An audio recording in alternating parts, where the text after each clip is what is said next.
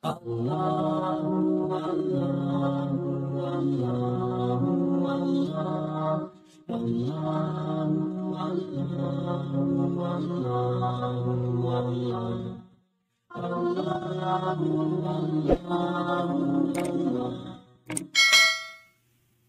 billahi minasyaitonir rajim. Bismillahirrahmanirrahim.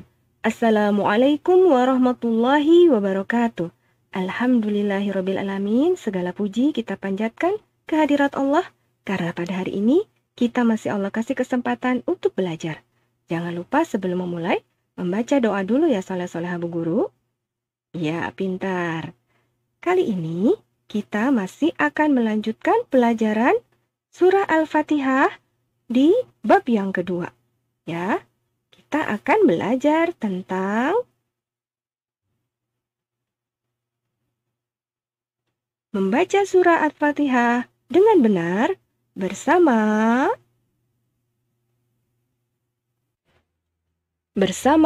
Kak Nabila. Kak Nabila punya nama lengkap Nabila binti Abdurrahim Bayan yang lahir di Kota Mekah 15 April 1992. Kak Nabila telah dilatih sejak usia 4 tahun untuk menghafal Al-Quran. Sehingga Kak Nabila sudah menjadi penghafal Quran di usia 17 tahun. Masya Allah. Kemudian setelah selesai kuliah S1 di Universitas Ummul Al-Qura Mekah, Kak Nabila mulai berdakwah dengan mengajar Al-Quran di sebuah lembaga tahfiz Quran satu-satunya dari Indonesia di Arab Saudi pada tahun 2013 lalu. Dan dia pun menjadi pengajar putri seorang imam Masjid Haram, Syekh Mahir Al-Mu'akli. Dan dia adalah salah satu juri acara Hafiz Indonesia. Video belajar membaca surah Al-Fatihah dengan benar ini diambil dari channel YouTube Muslimah Daily.com. Boleh dilihat-lihat ya, langsung nanti main ke situ. Selamat menyaksikan. Dan jangan lupa, saksikan sampai selesai ya. Karena tugasnya ada di akhir video. Simak baik-baik, catat, dan perhatikan.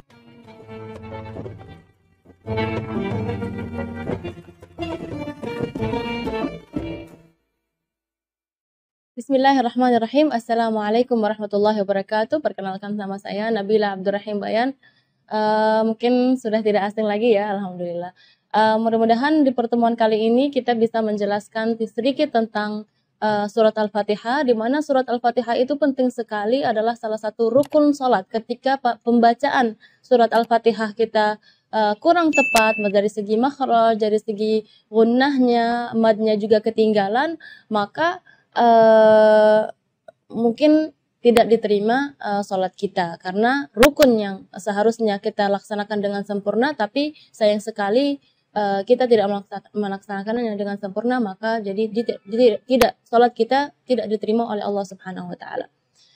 Di pertemuan kali ini Kak Nabila akan sedikit menjelaskan kesalahan-kesalahan yang sering terjadi ketika saat kita membaca surat Al-Fatihah.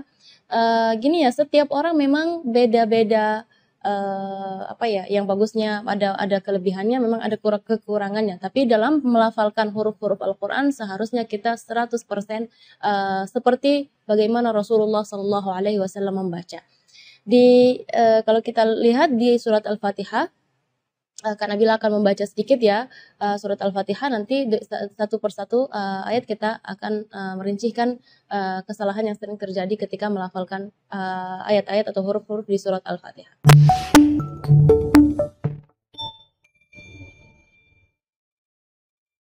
A'udzu billahi minasy syaithanir rajim. Bismillahirrahmanirrahim.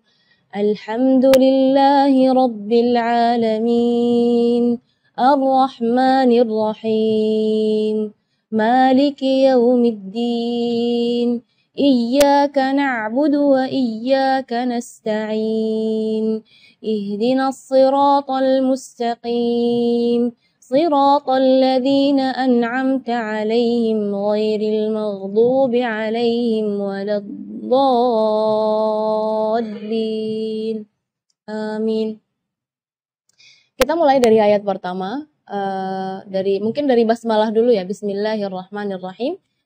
Dalam basmalah tersebut yang perlu kita perhatikan adalah mad-madnya. Jadi secara umum mad tabi'i itu 2 harakat. Jadi kita tidak boleh lebih dari itu. Contoh misalnya Bismillahirrahmanirrahim. Ini nada ini atau irama ini yang sudah familiar di Indonesia, justru di situ ada kesalahan. Kesalahannya di mana berlebihan dari segi madnya. Jadi bismillah itu kepanjangan. Ar-Rahman, Ar-Rahim. Itu Ar-Rahman terus bismillah juga di situ terlalu panjang. Seharusnya Bismillahirrahmanirrahim. Jadi dua harakat. Lanjut ke ayat pertama, Alhamdulillahirabbil alamin. Di ayat yang pertama ini karena bila ingin menekankan huruf-huruf yang sukun seharusnya tidak kita berikan qalqalah. Misalnya alhamdu, jangan ala.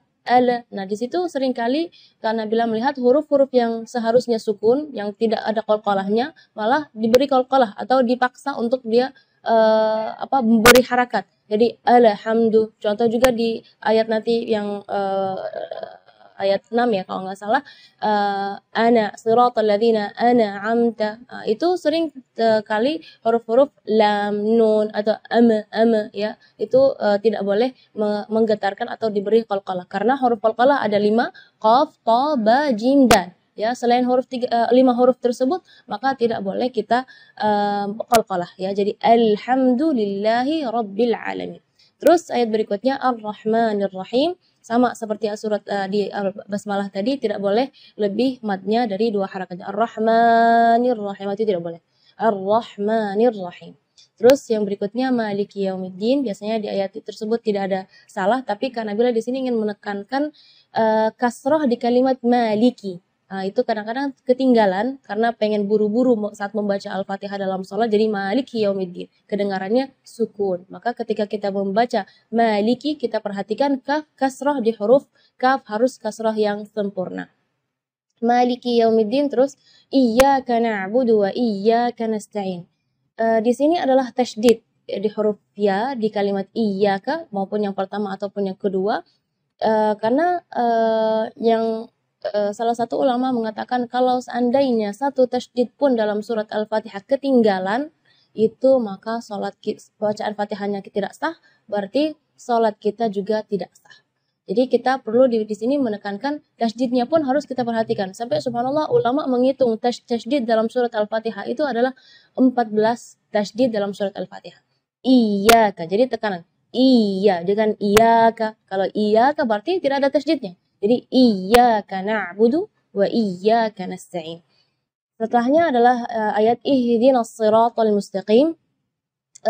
Di sini makhraj huruf H yang ingin Kak Nabila tekankan, karena biasanya kalau kita mendengar imam-imam, jangan pun imam-imam, mungkin kita sendiri ya ketika membaca ihdinas siratal mustaqim, baca H-nya keluarnya dari dada.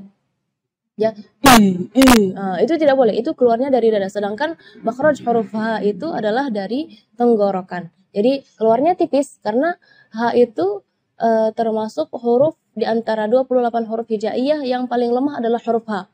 Maka kita jangan berlebihan supaya huruf H itu jelas jadi kita gitu, enggak. Jadi ihdinas siratal mustaqim.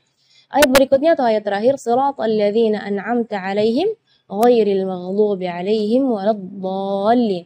Di ayat ini yang pertama di makhraj huruf ghain ya, ghairil maghdubi ya, perlu diperhatikan bukan G, bukan huruf G ya, bukan ga, tapi gha. Jadi kalau ga itu dia makhrajnya dari lidah.